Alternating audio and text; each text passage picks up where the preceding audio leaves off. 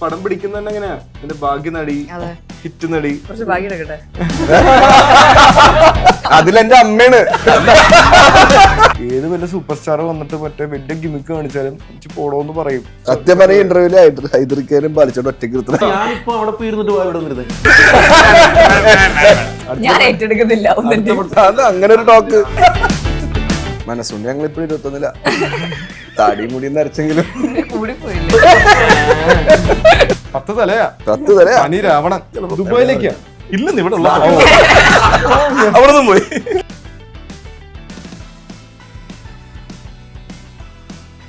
Ultra modern kitchen devices. ഒരു കിച്ചണിൽ വേണ്ട എല്ലാ ലേറ്റസ്റ്റ് ബ്രാൻഡുകളും ഇവിടെയുണ്ട്. ലോകോത്തര ബ്രാൻഡുകൾ, original products, wide range. MyG future. നമസ്കാരം. പുത്തൻ സിനിമയുടെ വിശേഷങ്ങൾ പങ്കുവയ്ക്കാൻ 4 അതിഥികൾ, 4 പേർക്കും സ്വാഗതം. Thank you. സ്വന്തം സിനിമയുടെ പ്രൊമോഷന് പേരെഴുതി ഒരാർട്ടിസ്റ്റിനെയും ബുദ്ധിമുട്ടിക്കാതെ പ്രൊഡ്യൂസർ വന്നിട്ടുണ്ട്. നെഞ്ചത്ത് എഴുതി വെച്ചിരുന്നു. ഞങ്ങൾ 5 എണ്ണം കഴിഞ്ഞ് ഡ്രസ് മാറ്റണ വെച്ചിട്ട് മാറ്റിയതാണ്. അങ്ങനെയാണല്ലോ, ഞാൻ കണ്ടില്ല അതിന്. ശരി, അതാണ് പ്രൊഡ്യൂസർ. V support. ഹൈദർക്ക് കാണൂല, കാണണ്ടാത്തത് കാണുകയും ചെയ്യും. പുണ്യാളനൊക്കെ വെച്ചോണ്ട് നെഞ്ചത്തിരിക്കുകയാണ്. പക്ഷേ ഈ പുണ്യാളൻ പെടലിക്കല്ലോ, നെഞ്ചത്തല്ലേ. അത് കറക്റ്റാണ്.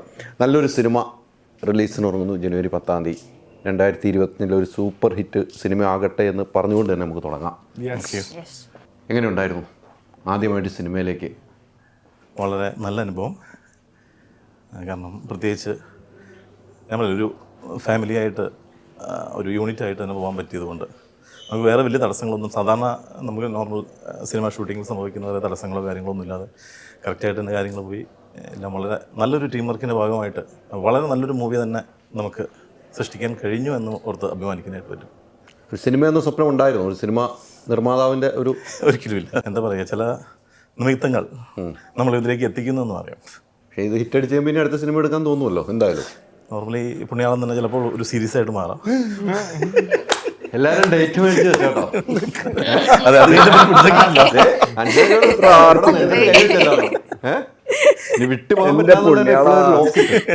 ലോക്കിട്ടേക്കുവാണ് അല്ലേ?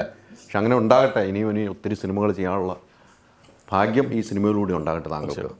വളരെ ഔട്ട് കണ്ടതാണ്. വളരെ മനോഹരമായിട്ട് തന്നെ നമ്മൾ ഉദ്ദേശിച്ച രീതിയിൽ തന്നെ പടം വന്നു. ഉദ്ദേശിച്ചതിനേക്കാൾ 10 മടങ്ങ് പടം ഔട്ടിലുണ്ട്, നമുക്ക് കാണാം. ഇത് പ്രഷർ വിധി ചെയ്തിട്ട് പ്രഷറിലേക്കാണ് കയറിയിരിക്കുന്നത്. എല്ലാവർക്കും സ്വീകാര്യമായിട്ടുള്ളൊരു സബ്ജക്റ്റ് നമ്മൾ ഹാൻഡിൽ ചെയ്തത്. എല്ലാവർക്കും സന്തോഷം പകരുന്നൊരു സിനിമ, 100% ഒരു എൻ്റർടൈനർ, എല്ലാവർക്കും ഫാമിലിയായിട്ട് വന്ന് കാണാൻ പറ്റുന്നൊരു സിനിമ. അതുതന്നെയാണ് ഞങ്ങളുടെ സ്വപ്നം. സതിൽ പുണ്യാളൻ അത് സാക്ഷാത്കരിച്ചിട്ടുണ്ട്. നമുക്ക് കാത്തിരുന്ന് കാണാം. തീർച്ചയായിട്ടും. സ്വന്തം പുണ്യാളൻ. ഇതിനകത്ത് ഏറ്റവും നല്ല പുണ്യാളൻ ആരാ? ആരും ആവാം.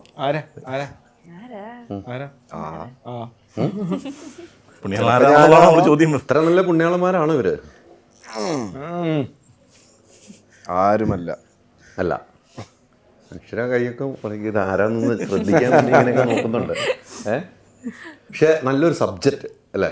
അതാണല്ലോ ഈ സിനിമയുടെ. നമുക്ക് ഈ പോസ്റ്റർ ഇറങ്ങിയപ്പോൾ തൊട്ട്, ഫസ്റ്റ് ലുക്ക് പോസ്റ്റർ ഇറങ്ങിയപ്പോൾ തൊട്ട് ചെറിയ രീതിക്കൊക്കെ ഒരു കല്ലുകടിയൊക്കെ അവിടെ ഇവിടെയൊക്കെ ഉണ്ടായി എങ്കിലും ചെറിയ രീതിക്കൊക്കെ ഒരു കല്ലുകടിയൊക്കെ ഉണ്ടായല്ലോ. ഒരു ക്രിസ്ത്യൻ സമുദായത്തെ എന്നൊക്കെ പറഞ്ഞൊരു ചെറിയ രീതിക്ക് പടത്തിലും അങ്ങനെ ആരെയും നമ്മളങ്ങനെ നെഗറ്റീവായിട്ട് കാണിക്കുന്നില്ല, പറഞ്ഞു പോകുന്നില്ല.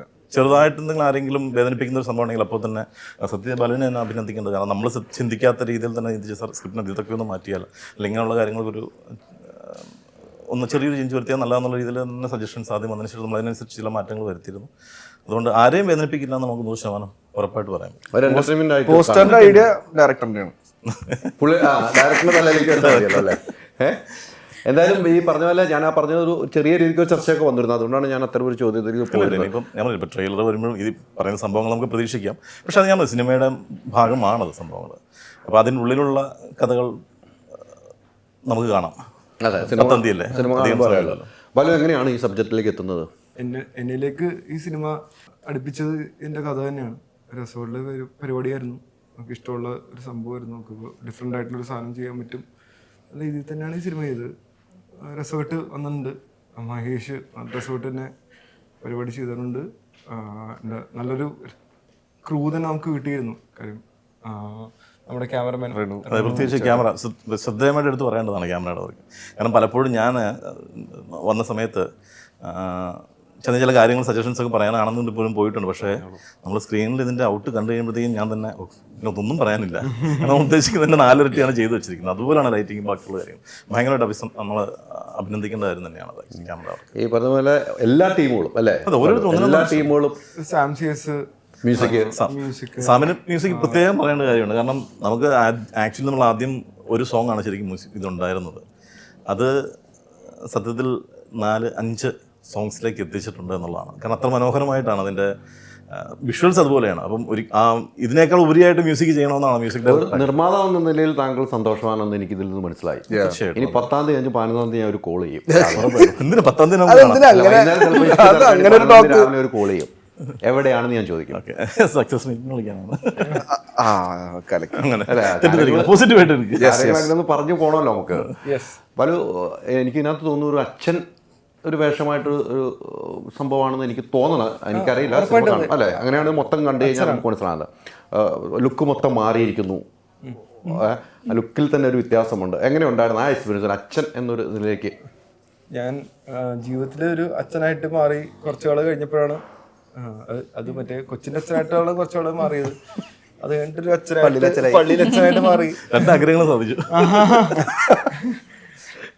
ചെറുപ്പത്തിലെ ഭയങ്കര ആഗ്രഹമായിരുന്നു പള്ളിയിൽ അച്ഛനാണോ. എന്റെ അമ്മ സത്യമാണ് ഈ പറയണത്. ശരിക്കും എന്നെ എതിർക്കാം ഇല്ല. അച്ഛൻ ഇത് കേക്ക് ചെറുപ്പത്തിലെ ഏതച്ഛനാണോന്നായിരുന്നു ചെറുപ്പത്തിൽ? അത് ഞാനൊരു കാര്യം പറയാം. ഞാനും പള്ളിയിലച്ഛനാകണമെന്ന് ചെറുപ്പത്തിൽ ആഗ്രഹിച്ച ഒരാൾ തന്നെയാണ്. അതല്ലേ? അതെ. ഇവരെല്ലാം പള്ളിയിലച്ഛൻ. ഞാൻ ശരിക്കും പള്ളിയിലച്ഛനാവണം, എനിക്ക് മറ്റേ നല്ല കാര്യങ്ങളെ കുറെ ചെയ്യണമെന്ന് എനിക്ക് ഭയങ്കര ആഗ്രഹം ഉണ്ടായ ആളായിരുന്നു. പക്ഷെ പിന്നീട് എനിക്ക് മനസ്സിലായി നല്ല കാര്യങ്ങൾ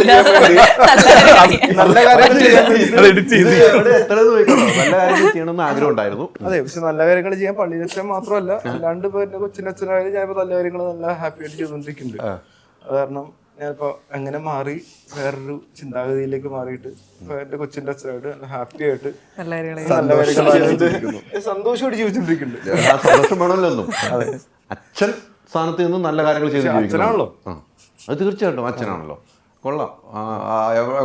മോളുടെ കല്യാണത്തിന് വിളിച്ചിട്ടുണ്ടായിരുന്നു. എന്റെ കല്യാണമാണ് വന്ന ഓർക്കുന്നുണ്ടല്ലോ എല്ലാം. പിന്നെ എനിക്ക് തോന്നുന്നു നമ്മൾ കഴിഞ്ഞ ദിവസം ഒരു പോസ്റ്റ് വായിച്ചു. കഴിഞ്ഞ വർഷം ഡിസംബർ ക്രിസ്മസ് സമയത്ത് നമ്മളൊരു ഹിറ്റ് പടം സംഭാവന ചെയ്ത ഒരു നായികയാണ്, നടിയാണ്.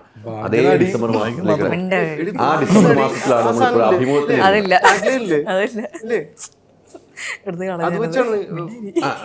നിങ്ങൾ ചോദിക്കാം, അടുത്ത നമുക്ക് പോവാം.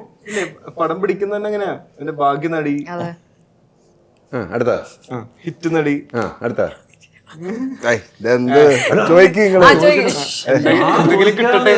ഞാനിപ്പോ അവിടെ പോയിരുന്നിട്ട് ഇവിടെ വന്നിരുന്നേ.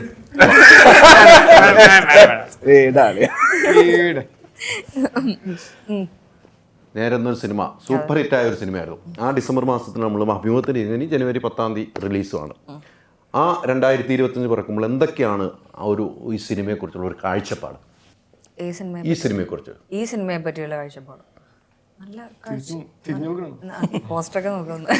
നല്ല കാഴ്ചപ്പാടാണ്. നല്ല കാഴ്ചപ്പാടാണ് മൊത്തത്തില്. പടത്തിലെ കഥാപാത്രം ഒരു പാവം പെൺകുട്ടി, പക്ഷെ അതിനകത്ത് കുറെ ഇമോഷണൽ എലിമെന്റ്സും ഇപ്പം മുന്നേ പറഞ്ഞ കുറെ വേറെ തന്നെ ഒരു യൂണിവേഴ്സിൽ നടക്കുന്ന ഒരു സിനിമയാണ്. അതിനകത്തുള്ള പള്ളിയിലച്ഛൻ, അവിടെ എത്തുന്ന ഒരു കള്ളൻ, അവിടെ എത്തിപ്പെടുന്ന ഒരു പെൺകുട്ടി, അങ്ങനെ പോകുന്ന ഒരു കോമഡി ത്രില്ലർ സ്വഭാവമുള്ള ഒരു സിനിമയാണ്. ഈ സബ്ജക്റ്റ് ആദ്യം കേട്ടപ്പോൾ എന്താണെന്ന് തോന്നുന്നത്, എനിക്ക് ഇത് ചേരുന്ന ഒരു കഥാപാത്രമാണെന്ന് തോന്നുന്ന ഒരു എലമെന്റ് ഉണ്ടായിരിക്കുമല്ലോ. എന്തായിരിക്കും ആ കഥയിൽ നിന്ന് നമ്മൾ ചൂസ് ചെയ്യാനുള്ള കാരണം? സ്ക്രിപ്റ്റ് കേൾക്കുമ്പോൾ എനിക്കത് ഭയങ്കര ക്യാച്ചിങ് ആയിട്ട് തോന്നിയ ഒരു കഥാപാത്രവും ഒരു സ്ക്രിപ്റ്റുമാണ്. അതിപ്പം സെറ്റിലേക്ക് വന്നപ്പോൾ അത് മൊത്തത്തിൽ ഞാനൊരു ഇമാജിൻ ചെയ്ത ഒരു രീതിയിലല്ല അതൊരു മേക്ക് ചെയ്ത് വന്നേക്കുന്നത്. നല്ല രീതിയിൽ അത് വേറൊരു ടൈപ്പ് ഓഫ് ഇപ്പോൾ ക്യാമറ ആണെങ്കിലും മൊത്തത്തിൽ ലൈറ്റിംഗ് ആണെങ്കിലും സെറ്റ് വർക്ക് ആണെങ്കിലും എല്ലാം വേറെ തന്നെ ഒരു രീതിയിലാണ് സിനിമ ട്രീറ്റ് ചെയ്തേക്കുന്നത്. അതേപോലെ എൻ്റെ ക്യാരക്ടറും എനിക്ക് അതിനകത്ത് ഭയങ്കര ക്യാച്ചിങ് ആയിട്ട് എനിക്ക് സ്ക്രിപ്റ്റ് പറഞ്ഞപ്പോൾ എനിക്ക് തോന്നി. അത് തന്നെയാണ് ഈ സിനിമയിലേക്ക് എത്തിച്ചത് അല്ലേ? എങ്ങനെയുണ്ടായി ഈ 2 പേര്? പള്ളിയിൽ അച്ഛൻ മേടയിൽ ചെല്ലുമ്പോൾ എങ്ങനെയായിരുന്നു? നല്ല രസമാണ്.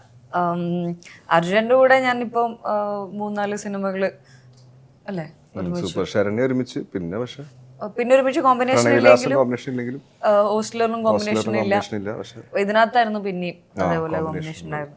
അർജുൻ്റെ കൂടെ ചെയ്തിട്ടുണ്ട്. പിന്നെ ബാൽഷൻ്റെ കൂടെ ഫസ്റ്റ് ടൈമാണ്. രണ്ടുപേരുടെയും കൂടെ നല്ല രസം. അപ്പം നമ്മളിപ്പോൾ ഒരു സീൻ ചെയ്യുമ്പോഴാണെങ്കിലും അതിനകത്ത് ഇരുന്ന് അത് ഇംപ്രൂവൈസ് ചെയ്യുന്ന രീതി എങ്ങനെയാണെന്നുള്ളത് മഹേഷ് ചേട്ടനും നമ്മളെല്ലാവരും കൂടി ഇരുന്ന് അതൊന്ന് ഡിസ്കസ് ചെയ്ത് അങ്ങനെയൊക്കെയാണ് ഓരോ സീനിലും ചില സീനിലൊക്കെ നമ്മൾ ചെയ്തുകൊണ്ടിരുന്നത്. അത് എനിക്ക് തോന്നുന്നത് ഹ്യൂമർ എലിമെന്റ്സ് ഒരുപാട് ഹെൽപ്പ് ചെയ്തിട്ടുണ്ട് എന്നുള്ളതാണ്. നല്ല രസമായിരുന്നു രണ്ടുപേരുടെയും കൂടെ ഒരു സ്ക്രീൻ ഷെയർ. ബാലുവിൻ്റെ കൂടെ ആദ്യമാണ്, അതെ ഫസ്റ്റ് ടൈമാണ് നമ്മൾ ഫസ്റ്റ് ടൈം ഈ സിനിമയിലേക്ക് എത്തുന്നത്. ബാലുവിൽ നിന്നും ഒരു പാഠം എന്തെങ്കിലും പഠിച്ചോ അവിടെ പോയിട്ട്? കിട്ടാനുള്ള കാരണം എന്റെ ആയുധരക്കാണ് നിങ്ങൾ. ആളങ്ങനെ പാഠം പഠിപ്പിക്കേണ്ട ഒരു മോഡിലൊന്നും ആയിരുന്നില്ല. ഞാൻ പഠിക്കേണ്ട ഒരു രീതിയിലും ആയിരുന്നില്ല. സോ ബാലു കുറെ കാര്യങ്ങളൊക്കെ പറഞ്ഞു തരും നമ്മൾ വെറുതെ ഇരിക്കുന്ന സമയത്തൊക്കെ. അങ്ങനെയൊന്നും നല്ല കാര്യങ്ങൾ ഉപദേശിക്കുന്ന ഒരാളൊക്കെയാണ്. അതെ, നല്ല കാര്യങ്ങൾ ചെയ്യാനുള്ള ഇതായിരുന്നല്ലോ. അതുകൊണ്ട് മറ്റേ പറഞ്ഞു നല്ല കാര്യങ്ങൾ എന്ത് റെഡി അത് പുറത്തു പറയാൻ പറ്റും. പഠിച്ച കാര്യങ്ങളല്ലേ, പഠിച്ച കാര്യങ്ങൾ പ്രവൃത്തിയിലൂടെ മതി. ട്രേഡ് സീക്രട്ടാ, പബ്ലിക്കിലേക്ക് വേണ്ട അല്ലേ? ആയിക്കോട്ടെ, കുഴപ്പമില്ല. ബാലു ഇന്ന് എന്തെങ്കിലും ആയിട്ട് ഇന്ന് ഇവിടുന്ന് ബാലു ആയുധരക്കനെ ഞാനത് പഠിപ്പിക്കാൻ ശ്രമിക്കുന്നില്ല. കുറച്ച് സത്യം പറഞ്ഞ ഇന്റർവ്യൂല് ഹൈദർക്കാരും പാലിച്ചോണ്ട് ഒറ്റയ്ക്ക് പറഞ്ഞ പോലെ നല്ലൊരു സിനിമ വീണ്ടും റിലീസ് അതായിരുന്നു അല്ലേ? കുറേ സിനിമകൾ ചെയ്തു വെച്ചു നിങ്ങൾ ഒരുമിച്ച്, 4 സിനിമകൾ. ഇപ്പം ഇതോടുകൂടി 4ാമത്തെ സിനിമ എന്നാണ് ഈ പോകുന്നത്. എങ്ങനെ ഉണ്ട് ഈ സബ്ജക്റ്റുകളിലേക്ക് ഒരു യാത്രയുണ്ട്? നമ്മൾ പല സിനിമകൾ സെലക്ട് ചെയ്യുന്നുണ്ടല്ലോ, നമ്മൾ കഥ കേട്ട് പല സിനിമ സെലക്ട് ചെയ്യുമ്പോൾ നമ്മുടെ മനസ്സിലൊരു എന്തെങ്കിലും ഒരു നമുക്ക് ഈ സിനിമ വിജയിക്കണമെന്നാണ് എല്ലാവരുടെ ആഗ്രഹം. ചില സിനിമകൾ പരാജയപ്പെട്ടു പോകുന്ന കാലഘട്ടങ്ങളുണ്ട്. എങ്ങനെയാണ് ചൂസ് ചെയ്യുമ്പോൾ നമ്മൾ എങ്ങനെയാണ് ഒരു സിനിമ തിരിച്ചറിയാൻ പറ്റുന്ന രീതിയിലേക്ക് വല്ലതും വരുന്നുണ്ട്? ആക്ച്വലി തിരിച്ചറിയാൻ ബുദ്ധിമുട്ടാണ് ഇപ്പോഴത്തെ അവസ്ഥയിൽ ഞാൻ നോക്കുകയാണെങ്കിൽ. കാരണം ഫെബ്രുവരിയിൽ ഇറങ്ങിയ ഈ വർഷം ഫെബ്രുവരി ഇറങ്ങിയ ഹിറ്റായ എല്ലാ പടങ്ങളും പല ടൈപ്പ് ഓഫ് പടങ്ങളാണ്.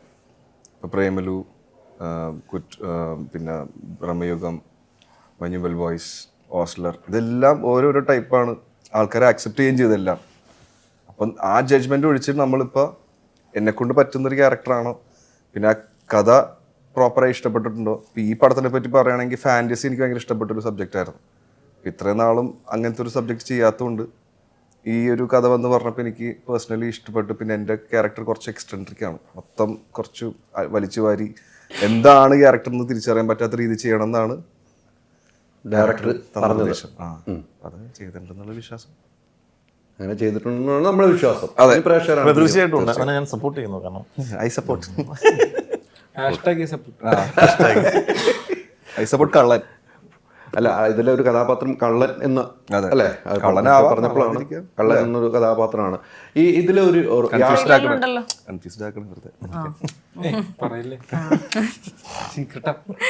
പുറത്ത് പറയല്ലേ. പ്ലാനിങ് എല്ലാം കൊളാക്കി. ഞാൻ നേരത്തെ പറഞ്ഞതിന് ഒരു കാര്യം കൂടി ചോദിക്കണം. നമ്മൾ സിനിമകൾ ഞാൻ നേരത്തെ പറഞ്ഞു നമുക്ക് ഏതാ വിജയം ഏതാ പരാജയം പറയാനുള്ള പല രീതിക്കുള്ള സിനിമകളാണ് ഇപ്പോൾ വന്ന് റിലീസ് ചെയ്യുന്ന സിനിമകൾ. നമുക്ക് കഴിഞ്ഞ വർഷം എനിക്ക് തോന്നുന്നു 240 സിനിമകളാണ് ഇന്ന് വരെയുള്ള റിലീസിങ് വന്നത്. 240. കഴിഞ്ഞ മുമ്പത്തെ വർഷമാണെങ്കിൽ 300 സംതിങ് സിനിമകളുണ്ടായിരുന്നു. വിജയിച്ചത് 7-6 സിനിമകൾ മാത്രമാണ് വിജയിച്ചതെന്നുള്ളതാണ് ഏറ്റവും വലിയ. നമുക്ക് സിനിമാ മേഖലയിൽ 7-8 സിനിമകളാണ് വിജയിച്ചുള്ളൂ. എന്നാൽ പല സിനിമ OTTയിൽ പോലും ബിസിനസ് എടുക്കാതെ പെട്ടിയിലിരിക്കുന്ന അവസ്ഥയുണ്ട്. സിനിമയുടെ ഒരു കാലഘട്ടത്തിൻ്റെ ഒരു യാത്ര നമ്മളെല്ലാം ടെൻഷൻ അടിപ്പിക്കുന്നുണ്ടോ, ഭയപ്പെടും എല്ലാവരും ഉള്ള ചോദ്യം, നമ്മൾ ഭയപ്പെടുത്തുന്നുണ്ടോ എന്നൊരു ഡൗട്ട് എനിക്കുണ്ട്. അതെങ്ങനെയാണ് കാണുന്നത് അച്ചു? നമ്മളൊക്കെ സിനിമാ മേഖല ഇപ്പോൾ ഞങ്ങളാണെങ്കിലും നിങ്ങളുണ്ടെങ്കിലും നമുക്ക് ഇൻ്റർവ്യൂ എടുക്കാൻ പറ്റുള്ളൂ. എല്ലാവർക്കും ആ ഒരു ഭയപ്പാടിലേക്ക് പോകുന്നുണ്ടോ എന്ന്. ഭയപ്പാടിലേക്ക് പോണേക്കാട്ടും കൂടുതൽ നമ്മൾ കുറച്ചും കൂടി ശ്രദ്ധിച്ച് ചെയ്യാൻ തുടങ്ങി. എനിക്കിഷ്ടപ്പെടുന്ന പടങ്ങളായിരിക്കില്ല പല ആൾക്കാർക്ക് ഇഷ്ടപ്പെടുന്ന ടൈപ്പ് ഓഫ് പടം. അപ്പോൾ കഥ കേട്ട് പിന്നെ നമ്മൾക്ക് എപ്പോഴും ഇത് ഹിറ്റാവണം എന്നുള്ള രീതി തന്നെ എല്ലാ പടവും ചെയ്യണത്. പിന്നെ അത് ആൾക്കാരെ ആക്സെപ്റ്റ് ചെയ്യുമോ അല്ലെങ്കിൽ അത് പല ടൈപ്പ് ഓഫ് ഘടനകളുണ്ട്.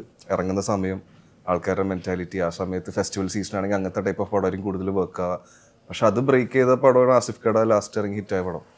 അപ്പോൾ അതൊട്ടും എക്സ്പെക്ട് ചെയ്തില്ല ആ രീതിക്ക്. പക്ഷെ ഭയങ്കരമായിട്ട് ഓഡിയൻസ് അത് ആക്സെപ്റ്റ് ചെയ്തു. കാരണം നല്ല ക്വാളിറ്റി നല്ല പരിപാടിയൊക്കെ ആണെങ്കിൽ ആൾക്കാർ ആക്സെപ്റ്റ് ചെയ്യുന്നത് നമുക്ക് മനസ്സിലായി.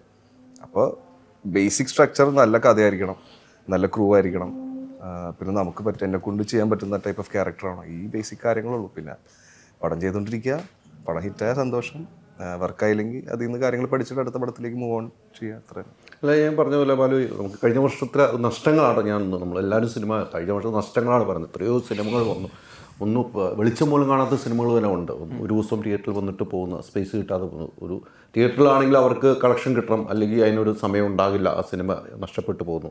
24 ഒരു നഷ്ടം 25 നികത്തിപ്പോകാൻ ബാലു മനസ്സ് വിചാരിച്ചു. നമുക്ക് കുറേ സിനിമകൾ സെലക്ട് ചെയ്യണമല്ലോ. ബാലുവിൻ്റെ മനസ്സിലൊരു ഐഡിയ ഉണ്ടാവുമല്ലോ, എനിക്ക് 25-24 പോലെ ആയിരിക്കരുത് എന്നൊരു ഐഡിയ ഒക്കെ നമ്മൾ സിനിമ ഏത് റൂട്ടിലേക്ക് കൊണ്ടുപോകാനോ ഒരു ആലോചന ഉള്ളത്. എനിക്ക് അങ്ങനെയൊന്നുമില്ല. എനിക്കും വരെ നല്ല ക്യാരക്ടേഴ്സ് ചെയ്യാൻ വേണ്ടി നിൽക്കണം മാത്രമേ ഉള്ളൂ. അപ്പോൾ അത് 25-ലായാലും 2050-ലാണെങ്കിലും ഞാൻ ജീവിച്ചിരിപ്പുണ്ടെങ്കിൽ ഞാൻ ആ സമയത്തും അങ്ങനെ തന്നെ ചെയ്യാൻ നോക്കുള്ളൂ. നല്ല സിനിമകൾ ചെയ്യുക, നല്ല ക്യാരക്ടേഴ്സ് ചെയ്യുക. എനിക്ക് ആ സമയത്തും എനിക്ക് ഇൻട്രസ്റ്റിംഗ് ആയിട്ട് എനിക്ക് തോന്നുന്ന പരിപാടി എനിക്ക് ചെയ്യുക എന്ന് മാത്രമേ ഞാൻ നോക്കാറുള്ളൂ. അതൊരിക്കലും ഇത്രയും കാലമായി അതിനകത്ത് വേറൊരു പരിപാടി എന്നുള്ളതാകുന്നില്ല. എനിക്ക് ആ സമയത്ത് ഇൻട്രസ്റ്റിംഗ് ആയിട്ട് തോന്നുന്നത് എന്താണ് പരിപാടി, അത് ഞാൻ ചെയ്യാൻ നോക്കും. ഇപ്പോഴും നോക്കും, അപ്പോഴും നോക്കും. ഞാൻ പറഞ്ഞ പോലെ സിനിമയുടെ ഒരു റൂട്ട് ഇപ്പം അച്ചു കറക്റ്റായിട്ട് പറഞ്ഞു. ഏത് ടൈപ്പ് സിനിമയാണ് പ്രേക്ഷകർക്ക് എന്നുള്ളത് നമുക്ക് ഒരിക്കലും ഇപ്പോൾ വിധി പറയാൻ പറ്റാത്ത അവസ്ഥയാണ്. അത് എപ്പോഴും അങ്ങനെയാണ്. പക്ഷെ ഒരു കാലഘട്ടത്തിൽ അങ്ങനെ, ഒരു സമയത്തൊക്കെ ഫാമിലി സബ്ജക്ട് സിനിമകൾക്ക് ഭയങ്കര ഹിറ്റായിരുന്നു. ഏറ്റവും വലിയൊരു രസവും ഏറ്റവും വലിയൊരു സംഭവം നമ്മൾ മലയാള സിനിമയിൽ നമ്മൾ ജീവിച്ചുകൊണ്ടിരിക്കുന്നതുകൊണ്ടാണ് എൻ്റെ ഏറ്റവും വലിയൊരു സുഖമുള്ളത്. കാര്യം നമ്മൾ ഏറ്റവും അപ്ഡേറ്റഡ് ആയിട്ടുള്ള ആൾക്കാരാണ് മലയാള സിനിമയിൽ വർക്ക് ചെയ്യുന്ന ആൾക്കാർ. കാര്യം അവർ പുതിയ സിനിമകൾ കാണാൻ താല്പര്യമുള്ള ആൾക്കാരാണ്. പുതിയ സിനിമകളിൽ ബ്ലാക്ക് ആൻഡ് വൈറ്റ് കാണാൻ വരെ താല്പര്യമുള്ള ആൾക്കാരാണ് മലയാള സിനിമയിലെ ആൾക്കാർ. സോ പുതിയ എന്ത് കൊടുത്താലും ആൾക്കാർ ഇഷ്ടപ്പെടും. മോശമാണെങ്കിൽ മോശമാണെന്ന് മറ്റേ ഹാപ്പി ആയിട്ട് മുഖത്തേക്ക് പറയും. അത് ഏത് വലിയ സൂപ്പർ സ്റ്റാർ വന്നിട്ട് മറ്റേ വലിയ ഗിമിക്ക് കാണിച്ചാലും അവർ മറ്റേ കോമഡി ആയിട്ട് നമ്മളെ മറ്റേ പോടോന്ന് പറയും. അത് വാസ്തവമാണ്, നമ്മളുടെ മുമ്പിൽ കണ്ടിട്ടുള്ള കാര്യങ്ങളുമാണ്. കണ്ടുകൊണ്ടേയിരിക്കുന്നു. അപ്പൊ നമ്മള് പുതിയ പരിപാടികൾ ഉണ്ടാക്കാൻ വേണ്ടി ശ്രമിച്ചുകൊണ്ടിരിക്കും. അതുകൊണ്ട് നമുക്ക് പുതിയ നല്ല രസമുള്ള സിനിമകൾ ഇവിടെ ഉണ്ടാവുന്നു. ഇപ്പൊ മമ്മൂക്കിനെ പോലത്തെ ആക്ടേഴ്സ് പുതിയ എന്ത് രസമുള്ള പരിപാടികളുടെ പുതിയ സാധനങ്ങൾ ഇവിടെ, പുതിയ കൈൻഡ് ഓഫ് സിനിമാസ് ഇവിടെ ഉണ്ടാവുന്നു. ഈവൻ ലാലേട്ടന്റെ ലിജോ ചേട്ടന്റെ പടമാണെങ്കിൽ പോലും അതൊരു പുതിയ സിനിമയാണ്. അതൊരിക്കലും ഒരു വേറൊരു ഭാഷയിൽ നമുക്ക് കാണാൻ പറ്റില്ല. അങ്ങനത്തെ ഒരു സൂപ്പർ സ്റ്റാറിന് അങ്ങനത്തെ ഒരു സിനിമ നമുക്ക് കാണാൻ പറ്റില്ല. അത് മലയാള സിനിമയിൽ മാത്രമേ കാണാൻ പറ്റുള്ളൂ. അപ്പോൾ അങ്ങനത്തെ ഒരു സിനിമയുടെ പാർട്ടാവാൻ പറ്റുള്ള നമുക്ക് ഭയങ്കര ഭാഗ്യമല്ലേ. അപ്പോൾ നമ്മൾ അതിനകത്ത് അതിലെ ഒരു ചെറിയ ഭാഗമാകുമ്പോൾ നമ്മൾ അതിനകത്ത് പുതിയ സിനിമകൾ ഉണ്ടായിക്കൊണ്ടിരിക്കും. പിന്നെ നമുക്കുള്ള ലിമിറ്റഡ് ബഡ്ജറ്റ് വെച്ച് ഇതെല്ലാം ചെയ്യണത്. അപ്പം അതൊക്കെ ആലോചിക്കുമ്പോൾ ഭയങ്കര ബ്ലെസ്ഡ് അല്ലേ നമ്മൾ മലയാള സിനിമ. അതെ, നമ്മൾ ഭയങ്കര പോസിറ്റീവ് തന്നെയാണ് നമ്മുടെ സിനിമ. ഉറപ്പായിട്ടും നമ്മുടെ അത് വലിയ നമ്മൾ ഏതൊക്കെ രീതിക്ക് എടുത്താലും നമുക്കൊരു ബജറ്റാണല്ലോ ഒരു സിനിമ തീരുമ്പോൾ. അതാണല്ലോ പ്രൊഡ്യൂസറിനെ നമ്മൾ സപ്പോർട്ട് ചെയ്യാന്നുള്ളൂ, ആക്ടേഴ്സ് സപ്പോർട്ട് ചെയ്യാന്നുള്ള അവിടെയാണല്ലോ. അത് അച്ചു പറഞ്ഞ കറക്റ്റാണ്. ആ രീതിക്ക് നമുക്ക് സിനിമ ചെയ്യാനും പറ്റുള്ളൂ. ഈ പറഞ്ഞ ആക്ച്വലി ഈ കുറേ നാളുകളായി സിനിമ സെലക്ട് ചെയ്യുമ്പോൾ നമുക്ക് ഒരേ സബ്ജക്റ്റ് കേൾക്കുമ്പോൾ എനിക്കത് വേണ്ടായിരുന്നു എന്ന് തോന്നിയ സബ്ജക്റ്റുകളുണ്ടാവും. പിന്നീട് അത് പോയിട്ട് ഹിറ്റാവുന്ന ചിലപ്പോൾ കഥയുണ്ടാവും. അങ്ങനെയൊക്കെ കൂടുതൽ കഥകൾ കേട്ടിട്ടുണ്ടാവുമല്ലോ. അങ്ങനെ ഏതെങ്കിലും മനസ്സിൽ തട്ടി നിൽക്കുന്ന കഥാപാത്രങ്ങളുണ്ടോ? ഉണ്ട്. കേട്ടിട്ട് മേ ബി പ്രെഡിക്റ്റ് ചെയ്യാൻ പറ്റില്ല അതെങ്ങനെയായിരിക്കും. ഇപ്പോൾ ഒരു പുതിയ ഡയറക്ടർ വന്നൊരു കഥ പറയുമ്പോൾ നമുക്കറിയില്ല അതെങ്ങനെയാണ് അവർ എക്സിക്യൂട്ട് ചെയ്യുന്നത്. ഇതൊന്നും അറിയില്ല. മേ ബി കഥ കേട്ടൊരു നോർമൽ സ്റ്റോറീനെ എക്സ്ട്രാ ഓർഡിനറി ആക്കുന്ന അവരുടെ മേക്കിംഗ് സ്റ്റൈലാണ്. അപ്പം അങ്ങനെയുള്ള കഥകൾ കേട്ടിട്ടുണ്ട്. കേട്ടിട്ട് എനിക്ക് വർക്കാവാതെ തിയേറ്ററിൽ അത് ഭയങ്കര വിജയമായ സിനിമ കാണേണ്ടി വന്നിട്ടുണ്ട്. I think it's part of our job. അത് അക്സെപ്റ്റ് ചെയ്യുക എന്നുള്ളതാണ്. അങ്ങനെ നിൽക്കുന്ന സിനിമകളുണ്ട്, നിന്നിട്ടുണ്ട്. അങ്ങനെ സെലക്ഷൻ എങ്ങനെയാണ് സാധാരണ? ഒറ്റയ്ക്കുള്ള തീരുമാനങ്ങളാണോ? നമ്മൾ സബ്ജക്റ്റുകളുടെ ഒറ്റയ്ക്കുള്ള തീരുമാനമാണോ? ഒറ്റയ്ക്ക് തന്നെയാണ് തീരുമാനിക്കുന്നത്. എനിക്കിപ്പോൾ എന്തെങ്കിലും അതിനകത്തൊരു കൺഫ്യൂഷൻ വന്ന് എൻ്റെ ഫ്രണ്ട്സിനെ ഇൻഡസ്ട്രിയിലുള്ള ആരെങ്കിലും എൻ്റെ ഒരു ക്ലോസ് ആയിട്ടുള്ള ആരെങ്കിലും ഞാൻ വിളിച്ച് അതിനെ പറ്റിയിട്ടൊരു അഭിപ്രായം ചെയ്യും. കൺഫ്യൂഷൻ വരുന്ന സിറ്റുവേഷൻ വന്ന് ഇല്ലെങ്കിൽ ഞാൻ തന്നെയാണ് ചൂസ് ചെയ്യുന്നത്. കഴിഞ്ഞ വർഷത്തെ എന്നും മനസ്സിലോർത്തിരിക്കാവുന്ന ഒരു സിനിമയുടെ പേര് പറഞ്ഞാൽ ഏത് പറയും? കഴിഞ്ഞ വർഷത്തെ എൻ്റെ സിനിമയാണ് എന്താ 24 മനസ്സിൽ നിൽക്കാൻ പറ്റിയ സിനിമ എനിക്ക് ആവേശമാണ്. കണ്ട് തിയേറ്ററിൽ പോയിരുന്ന് കണ്ട് എനിക്ക് ഭയങ്കര ഇഷ്ടപ്പെട്ട് ഞാൻ ഭയങ്കര കൈയടിച്ച് എനിക്ക് ഭയങ്കര ആവേശം കൊണ്ട പടം. അതെ, ആവേശം കൊണ്ട പടം. തിയേറ്റർ എക്സ്പീരിയൻസ് കിട്ടിയ പടം എനിക്ക് ആവേശമാണ്. അത്തരം സിനിമകൾ കാണും തോറും ഇത്തരം സിനിമകളിലുള്ള വിജയം നമുക്ക് അംഗീകരിക്കാൻ കഴിയുന്നുണ്ടല്ലോ. അപ്പോൾ അത്തരം സിനിമകളാണ് നേരത്തെ വെച്ചാൽ അത്തരം സിനിമകൾക്കാണ് ഇവിടെ ആളുകൾ ഉള്ളതെന്ന് നമുക്ക് ഒന്നും കൂടെ വിലയിരുത്തുന്ന നിലയിലേക്കാണ്. ഇപ്പോൾ മാർക്കോ ആണെങ്കിലും മാർക്കോ ഭയങ്കര വയലൻസ് ആണ്. പക്ഷേ മാർക്കോയുടെ വിജയം അതിഗംഭീരമായിട്ട് മുന്നോട്ട് പോകുന്നത്. അച്ഛൻ പറഞ്ഞൊരു പോയിന്റാണ്, എങ്ങനെയാണ് പ്രേക്ഷകർ സിനിമ ഏറ്റെടുക്കുന്നത് നമുക്ക് ഒരിക്കലും ചിന്തിക്കാൻ പറ്റാത്ത രീതിയിൽ. ഇപ്പൊ എല്ലാവർക്കും എല്ലാം വേണം, അതാണ് സത്യം. നമ്മൾ കൊടുക്കേണ്ട രീതി കൊടുത്താൽ മതി. നല്ല പടങ്ങൾ ചെയ്തു കൊടുക്കുക. എല്ലാ ടൈപ്പ് സിനിമയ്ക്ക് ഓഡിയൻസ് ഉണ്ട്. അതിന് ഡയറക്ടറും പ്രൊഡ്യൂസർമാരും ഒക്കെ ആയിക്കഴിഞ്ഞാൽ ആക്ടേഴ്സിനെയും കിട്ടും. കഥയാണല്ലോ പ്രാധാന്യം. ആ രീതിക്കുള്ള നമ്മൾ സബ്ജക്റ്റ് കൊടുത്താൽ കൈ നീട്ടി പ്രേക്ഷകർ സ്വീകരിക്കണം. മാത്രമല്ല, ആക്ച്വലി പുറത്തുള്ള ആളുകളും, അതായത് ജസ്റ്റ് കേരളത്തിന് പുറത്തുള്ളവരും അപ്രീഷിയേറ്റ് ചെയ്ത് തുടങ്ങിയ ഒരു കാലഘട്ടമാണല്ലോ ഇപ്പം. മലയാള സിനിമയെ കണ്ടു പഠിക്കുക എന്നുള്ളത് പലയിടത്തും അവർ സംസാരിച്ച് തുടങ്ങിയിരിക്കുന്നത് നമുക്ക് അഭിമാനമാണ്. നമ്മളുടെ പുതിയ തലമുറയുടെ മേക്കിങ്ങും എല്ലാം അവരുടെ സെലക്ഷനും എല്ലാം അതിൻ്റെ ഒരു ഇമ്പോർട്ടൻറ്റ് ഫാക്ടർ തന്നെയാണ്. കാരണം പരീക്ഷണങ്ങൾക്ക് നമ്മൾ തയ്യാറാവുന്നു, പലരും പരീക്ഷണങ്ങൾക്ക് തയ്യാറാകുന്നില്ല. പോകുന്ന ഒരാൾ ഹിറ്റായി, ഒരു പാറ്റേൺ ഹിറ്റായി കഴിഞ്ഞാൽ അത് തന്നെ ഫോളോ ചെയ്യാനാണ് ശ്രമിക്കുന്നത്. പക്ഷെ നമ്മുടെ അടുത്ത് നോക്കും, മലയാളത്തിൽ ഒരു പടത്തെ പോലെ മറ്റൊരു പടം വരുന്നില്ല ആ വർഷം. എല്ലാം ഡിഫറെൻറ്റ് സബ്ജക്ട്സ് അല്ലെങ്കിൽ ഡിഫറെൻറ്റ് ജേൺ, അവരുടെ മേക്കിംഗ് സ്റ്റൈൽ എല്ലാം ഡിഫറെൻ്റാണ്. അപ്പം അതൊരു നമുക്ക് വളരെ അഭിമാനിക്കാവുന്ന ഒരു സംഭവം തന്നെയാണ്. അഭിനയമോഹം ഉണ്ടോ? ഇപ്പം ഇല്ല. ഇതിൽ അഭിനയിച്ചോന്ന് എനിക്കറിയില്ല. അഭിനയമോഹം ഉണ്ടോ? ഇല്ല. അല്ല, ഇത് ഇപ്പോൾ ഒരു സിനിമയൊക്കെ ഇറങ്ങാൻ പോകണം, അപ്പോൾ ഈ സിനിമ കുറേയൊക്കെ കണ്ടല്ലോ. പൊതുവേ ഞാൻ പ്രൊഡ്യൂസർ എന്ന് എന്നെ കണ്ടുകഴിയുമ്പോഴത്തേക്ക് ആദ്യം ഞങ്ങളുടെ എക്സിക്യൂട്ടീവ് പ്രൊഡ്യൂസർ ഫസ്റ്റ് ഡയറക്ടറത് ചോദിച്ചത്, പുള്ളി അഭിനയിക്കാൻ വേണ്ടിയിട്ട് പടം എടുക്കുന്നതാണോ എന്നാണ് ചോദിച്ചത്. അപ്പോൾ ഞാൻ വേണ്ട, അങ്ങനെ ഒരു ആഗ്രഹമൊന്നുമില്ല. നല്ല രസമായിട്ട് ഇപ്പൊ പ്രൊഡക്ഷൻ ഹാപ്പി ആയിട്ട് ചെയ്യുന്നുണ്ട്. ഇതിലേക്ക് നിങ്ങൾ കൊണ്ടുവന്ന് ഇല്ല, ഇപ്പൊ നല്ല രസമായിട്ട് എല്ലാം ചെയ്യുന്നുണ്ട്. നമുക്കൊന്നും ഒരു ബുദ്ധിമുട്ടില്ലാതെ നല്ല രസമായിട്ട് പ്രൊഡക്ഷൻ ഹാപ്പിയാണ്. ഇനി അഭിനയിക്കാൻ കൊണ്ടുവരുന്ന കോമ്പറ്റീഷൻ ആഗ്രഹിക്കുന്നില്ലെന്ന്. ബിസിനസ് എന്താണ് ദുബൈയിലെ? ബിസിനസ് എഡ്യൂക്കേഷൻ റിലേറ്റഡ് ആണ്. എഡ്യൂക്കേഷൻ IT ആണ്. പിന്നെ നമുക്ക് സ്പോർട്സ്, അതായത് യൂറോപ്പ് ബേസ്ഡ് ആണ്. നമുക്ക് അവിടെ ഒരു ഫുട്ബോൾ ടീമുണ്ട്, ക്രിക്കറ്റ് ടീമുണ്ട്. അവിടെ മാൾട്ട എന്ന കൺട്രിയിലെ സത്യത്തിൽ അവിടെയുള്ളൊരു, അതായത് ക്രിക്കറ്റിനെ നമ്മളൊന്ന് സപ്പോർട്ട് ചെയ്ത് നമ്മളൊരു ക്രിക്കറ്റ് ടീമുണ്ട്. അതിൽ 7 പ്ലേയേഴ്സാണ് നമ്മുടെ നാഷണൽ ടീമിൽ കളിക്കുന്നത്. അങ്ങനെയുള്ള പല സംഭവങ്ങളും എല്ലാ മേഖലയിലും കൈവച്ചിട്ടുണ്ട്. എഡ്യൂക്കേഷൻ, സ്പോർട്സ്, IT ആരും പറഞ്ഞില്ല. അതെ, അല്ലെങ്കിൽ ഒന്ന് ക്രിക്കറ്റ് നോക്കാമായിരുന്നു. അപ്പോൾ എഡ്യൂക്കേഷൻ, സ്പോർട്സിലൊക്കെ വന്നു, ഇപ്പോൾ കലയിലേക്കും കൂടെ എത്തി. അതെ അതെ. അപ്പോൾ എല്ലാ മേഖലയിലും കൈവച്ചു. അത് കൊള്ളാം. എല്ലാ മേഖലയിലും കൈവച്ച് എല്ലാം നമുക്ക് വേണം. എഡ്യൂക്കേഷൻ, എൻ്റർടൈൻ, സ്പോർട്സ്, ടെക്നോളജി എന്നുള്ളതാണ് നമ്മളൊരു വലിയ ടാഗ് ലൈൻ ആട്ടോ. അത് ശരി. ആ ടാഗ് ലൈൻ എനിക്ക് ഇഷ്ടപ്പെട്ടു. അങ്ങനെ നല്ല പടങ്ങൾ ചെയ്യാൻ ഇനിയും ഉണ്ടാകണം. ഈ പറഞ്ഞ പോലെ തന്നെ ഇനിയും ഉണ്ടാകണം. പല ഇനിയിപ്പം റിലീസുകൾ ഉണ്ട്. 25-ലേക്കൊക്കെ റിലീസുകൾ, കൂടുതൽ സിനിമകൾ ഉണ്ടെന്നാണ് എൻ്റെ അറിവ്. എങ്ങനെയാണ് യാത്ര? ഉണ്ട്. ബബ ഉണ്ട്, ദിലീപൻ്റെ കൂടെ. ഞാൻ അച്ഛൻ കൂടി ഇപ്പോൾ പറഞ്ഞുകൊണ്ടിരിക്കുന്നുണ്ട്. സുമതി വളവ്, ഇത് കുറച്ച് പടങ്ങളൊക്കെ ഉണ്ട്. സുമതികളുടെ ആഘോഷം ഒരു വീഡിയോ ഒക്കെ കണ്ടു ഞാൻ. ആഘോഷിക്കണ്ടേ? ഗംഭീര ആഘോഷമായിരുന്നു. ഏതാണ് അടുത്ത വർഷത്തെ കുറേ റിലീസ്? ഇതുൾപ്പെടെ എത്ര പടം ഉണ്ട്? 3 പടങ്ങൾ റിലീസ് ആവാനുണ്ട്. ഇപ്പം പണി കഴിഞ്ഞ് ഇപ്പം റിലീസ് പറഞ്ഞത് രേഖാചിത്രം ഉണ്ട് 9-ന്, 10-ന് പുണ്യാളനുണ്ട്, ഫെബ്രുവരി 14 പൈങ്കിളിയുണ്ട്. 3 സിനിമകളാണ് അനൗൺസ് ചെയ്തേക്കുന്നത്. 3 പടം അടുപ്പിച്ചു. എല്ലാ ആഴ്ചയിലും 9-10 9 10 ആണ്. 9 അവിടെ രേഖാചിത്ര മാസം, 9, 10, 13. 9, 10, 14 ഫെബ്രുവരിയാ.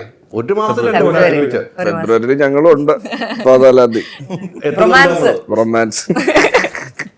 അപ്പൊ 2 ദിവസമായിട്ട് വ്യാഴം വെള്ളിയായിട്ട് അടുപ്പിച്ച സിനിമ അല്ലേ?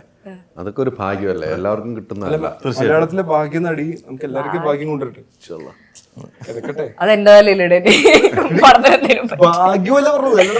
അത്രയല്ല, എല്ലാരും പണിയെടുത്ത് കഷ്ടപ്പെട്ട് ഉണ്ടാക്കി ഒരു സിനിമ ഉണ്ടാക്കി അതാരും ഭാഗ്യം കൊണ്ടൊന്നുമല്ല.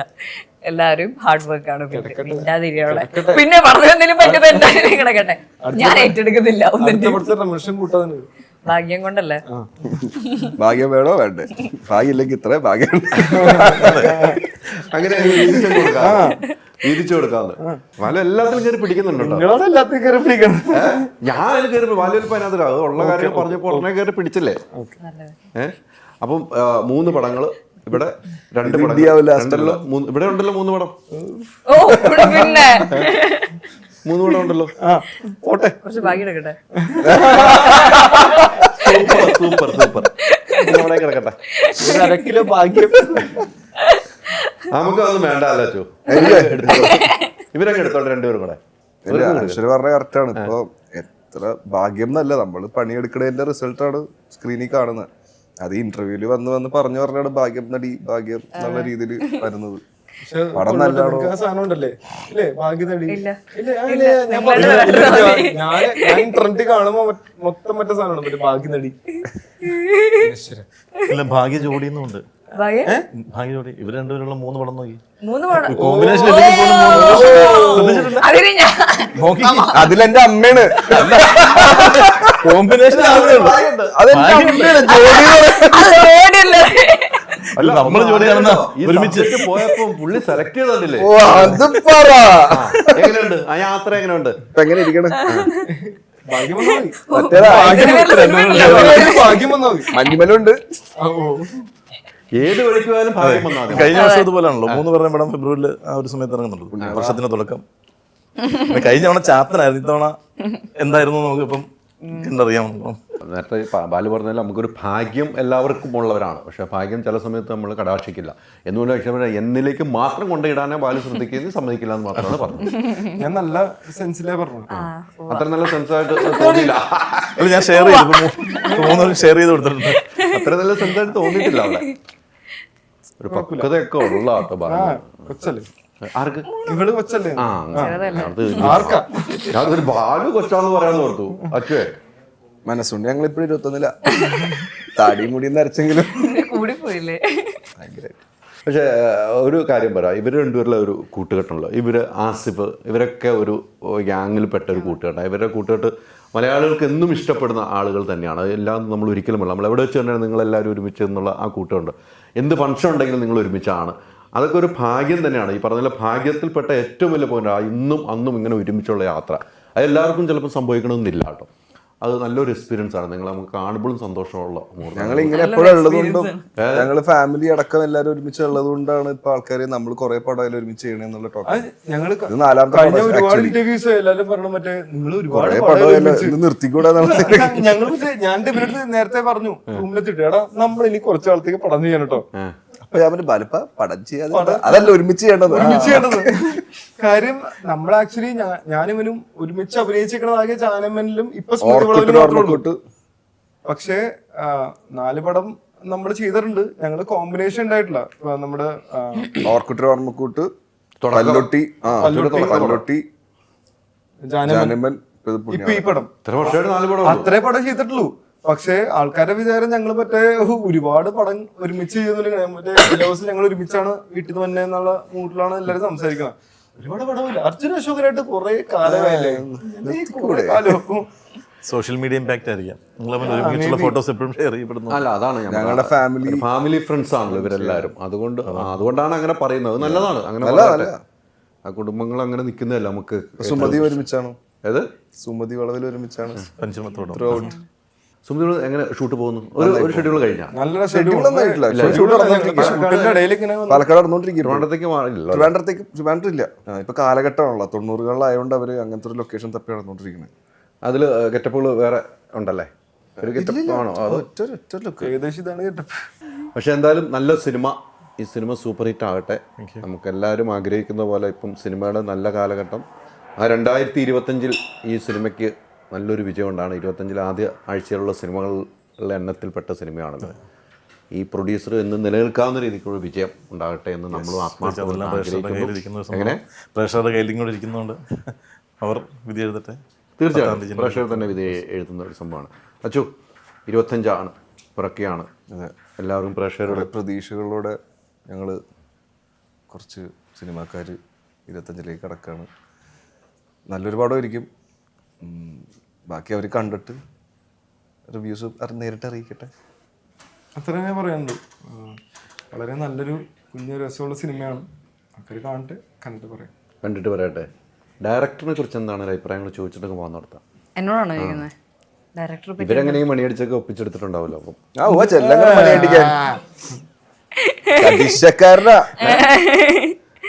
പിന്നെ 10 തലയാ 10 തലയാ രാവണൻ ഫ്ലെമിംഗോ.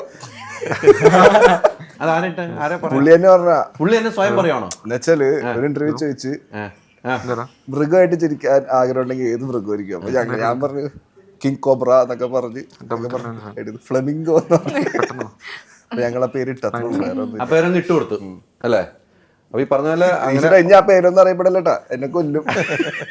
ഈ ഡയറക്ടറാണോ നിങ്ങളുടെ അടുത്തേക്ക് ആദ്യം സമീപിച്ചത്? തീർച്ചയായിട്ടും. ഏത് കഥയായിട്ട് ആദ്യം സമീപിച്ചത് സ്ക്രിപ്റ്റ് ആണോ? സ്വാഭാവികമായിട്ട് അങ്ങനെ ഇരിക്കും. അല്ല, സ്ക്രിപ്റ്റും വേറെ ചിലപ്പോൾ പ്രൊഡ്യൂസർമാരും സമീപിക്കും. ഇല്ലില്ല, ഡയറക്ടറാ. അതല്ലേ. ഈ ഡയറക്ടർ എങ്ങനെയാണ് ഈ പ്രൊഡ്യൂസറിലേക്ക് എത്തിയെന്ന് വല്ലതും ചോദിച്ചിട്ടുണ്ടായിരുന്നു നിങ്ങൾ? ഒന്ന് വന്നായിരുന്നു. നിങ്ങൾ എന്തെങ്കിലും ചോദിച്ചിട്ടുണ്ടായിരുന്നു തമാശക്കെങ്കിലും? ഇല്ല. കഴിഞ്ഞ ഇന്റർവ്യൂവിൽ പറഞ്ഞപ്പോൾ കേട്ടു. പറഞ്ഞിരുന്നോ? കുറെ ഷോർട്ട് ഫിലിംസ് ഒരുമിച്ച് ചെയ്ത് കുറെ ആഡ്സ് ഒക്കെ ചെയ്തു. അതിന് മുമ്പുള്ളൊരു കഥയുണ്ട്. അതെന്താ കഥ? അതിന് മുമ്പുള്ള അതൊരു വാട്സപ്പ് മെസ്സേജിന്റെ കഥയാണ്. അതെന്തായിരുന്നു? അത് നമ്മൾ എപ്പോഴും ഞാൻ പറഞ്ഞില്ല, എല്ലാം പോസിറ്റീവായിട്ട് കാണണം എന്നുള്ളതിന്റെ. കാരണം പുള്ളിയും ദുബായിൽ തന്നെയാണോ അപ്പോൾ? അല്ലല്ല, ഇവിടുന്ന് ജസ്റ്റ് വാട്സപ്പ് മെസ്സേജ് കണ്ടതാണ്. നാട്ടിൽ നിന്ന് അങ്ങോട്ടൊരു മെസ്സേജ്? നാട്ടിലുള്ള സമയത്ത് നാട്ടിലുണ്ട്. നാട്ടിലെ നമ്പറിലേക്ക് തന്നെ കുറേ വാട്സപ്പ് മെസ്സേജ് അയക്കുന്ന കൂട്ടത്തിൽ പുള്ളിയുടെ പഴയ വർക്കുകളെല്ലാം അയച്ചു തന്നു. അത് കണ്ടപ്പോൾ തന്നെ അത് വ്യത്യസ്തത നമുക്ക് കാണാൻ പറ്റും. കാരണം സാധാരണ ഒരു മോഡ് ഓഫ് ഡയറക്ഷൻ അല്ല എന്നുള്ളത് നമുക്ക് അതിനകത്ത് തന്നെ ഐഡന്റിഫൈ ചെയ്യാൻ പറ്റി. അപ്പോൾ തന്നെ ഞാൻ ഓഫീസിൽ വിളിച്ചിട്ട് അദ്ദേഹത്തോട് വരാൻ പറയാൻ പറഞ്ഞു. നേരെ മെസ്സേജ് ഒന്ന് 1 മണിക്കൂറിനുള്ളിൽ ആൾ എത്തുകയാണ്. തൊട്ടടുത്ത് അല്ല, 1 മണിക്കൂർ എന്ന് ഇല്ല, 1 മണിക്കൂർ എന്ന് പറഞ്ഞു കഴിഞ്ഞാൽ തൊട്ടടുത്തെന്ന് പറയാൻ പറ്റില്ല. ദുബായിലേക്കാ? ഇല്ലെന്ന്, ഇവിടെ ഉള്ള അവിടെ നിന്നും പോയി. ഹൈപ്പർ ലിങ്കിന്റെ ദുബായിലായിരിക്കും, അലയില് പുള്ളിയുള്ള വിമാനത്തിലേക്ക് അടുത്തായിരിക്കും. അങ്ങനെ 1 മണിക്കൂറിനുള്ളിൽ വന്നു, നമ്മൾ ഓക്കെ. ഇല്ലില്ല, അത് നേരെ സിനിമ എടുക്കാനല്ല ഒരിക്കലും മതി. സിനിമ സംഭവിക്കുന്നത് പിന്നെ 4 വർഷം മുന്നോട്ട് പോയി. അത് അന്ന് വന്ന് ജസ്റ്റ് ഞങ്ങൾ ചില കാര്യം സംസാരിക്കുന്നു. അതിനുശേഷം അഡ്വർടൈസ്മെന്റ് ഒരു കമ്പനി സ്റ്റാർട്ട് ചെയ്യുന്നൊരു താല്പര്യം അറിയിച്ചു. അത് സ്റ്റാർട്ട് ചെയ്യാനുള്ള സപ്പോർട്ട് കൊടുക്കും. അത് ഞാൻ ഓരോന്നും വാച്ച് ചെയ്യാറ്. കാരണം ആദ്യം ഞാൻ കാണുന്നത് ശരിക്കും ഷോക്കാവുന്നതാണ്. മഹേഷിൻ്റെ ഒരു പ്രതിഭ എന്ന് പറയുന്നത് ആദ്യം എടുത്തൊരു ചെറിയൊരു ഷോർട്ട് ഫിലിം, ഒരു 10 മിനിറ്റിൻ്റെ ഒരു ചെറിയൊരു മൂവിയാണ്, ഒരു ഷോർട്ട് മൂവി. അത് ഞങ്ങളിപ്പം മഹേഷ് ശരിക്കും ഡയറക്ടർ ബാലസാറിൻ്റെ ഭയങ്കര ഒരു ആരാധകനാണ്. അപ്പം ആ റേഞ്ചിലുള്ളൊരു സംഭവം അത് കണ്ട് സത്യത്തിൽ ഒരു കിളി പറന്നു എന്ന് പറയാം. അതുപോലുള്ള റേഞ്ചിലാണ് ചെയ്തത്. ഇതുവരെ പുറത്തിറക്കിയിട്ടില്ല, അവാർഡുകൾക്ക് മാത്രം ഞങ്ങൾ അയച്ചിട്ട് സൂക്ഷിക്കും. അതൊരു വളരെ രസകരമെന്നല്ല അത് ആക്ച്വലി ശരിക്കും മനസ്സിനെ പിടിച്ചുലയ്ക്കുന്ന ഒരു ബാലസാറിൻ്റെ മോഡൽ നമുക്കറിയാലോ, അപ്രോച്ച് അറിയാലോ. ആ ഒരു മോഡലുള്ള അതിഗംഭീരമായൊരു 10 മിനിറ്റ് വളരെ കോസ്റ്റ് എഫക്റ്റീവായിട്ട് ചെയ്തൊരു സംഭവം. അന്ന് തുടങ്ങിയ ബന്ധം സിനിമയിലേക്ക് എത്തിച്ചു. അതെ അതെ, അത് തന്നെയാണ്. അത് നല്ല കഴിവുള്ള ആള് തന്നെ. അതെ, ആ വിഷ്വലൈസേഷൻ പിടിച്ചു. ഇത് ഞാൻ പറയാനത് ആക്ച്വലി ഇവർക്കും അത് മനസ്സിലാവും. ശരിക്കും മൂവി തിയേറ്ററിൽ കാണുമ്പോൾ നമ്മളല്ലാതെ വെറുതെ ചെറിയ രീതിയിൽ കണ്ടാൽ ഒരു തിയേറ്റർ മൂവിയാണത് ആക്ച്വലി. കാരണം അത് ഓരോ സീൻസും അങ്ങനെ തന്നെയാണ് മേക്കിംഗ്. അത് നമ്മുടെ തിയേറ്ററിൽ കാണുമ്പോൾ വ്യക്തമായിട്ട് മനസ്സിലാവും നമുക്ക് ആ ഒരു ഡയറക്ടർ എഫോർട്ട് എല്ലാ കാര്യങ്ങൾക്കും, ഓരോന്നിനും. കാരണം ഓരോ കാര്യങ്ങളും അങ്ങനെ ശ്രദ്ധിച്ച് തന്നെയാണ് ചെയ്യുന്നത്. അത് ഇവരൊക്കെ ശരിക്കും അതുകൊണ്ട് പ്രശ്നം അനുഭവിച്ചവരാണ്. കാരണം ആ പെർഫെക്ഷന് വേണ്ടിയിട്ട്. അതാണ് 10 തലയെന്ന് പറഞ്ഞു. 10 തലയുള്ള പുലിക്കുട്ടൻ 2025 സിനിമയിലെ ഡയറക്ടറായിട്ട് മാറട്ടെ. എല്ലാവർക്കും 2025 സൂപ്പറായി മാറട്ടെ. നല്ല വിജയം ഉണ്ടാകട്ടെ. കൂടെ ഉണ്ടാവും. ഒത്തിരി സന്തോഷം. Thank you. Ultra modern kitchen devices. ഒരു കിച്ചണിൽ വേണ്ട എല്ലാ ലേറ്റസ്റ്റ് ബ്രാൻഡുകളും ഇവിടെയുണ്ട്. ലോകോത്തര ബ്രാൻഡുകൾ, original products, wide range. MyG future.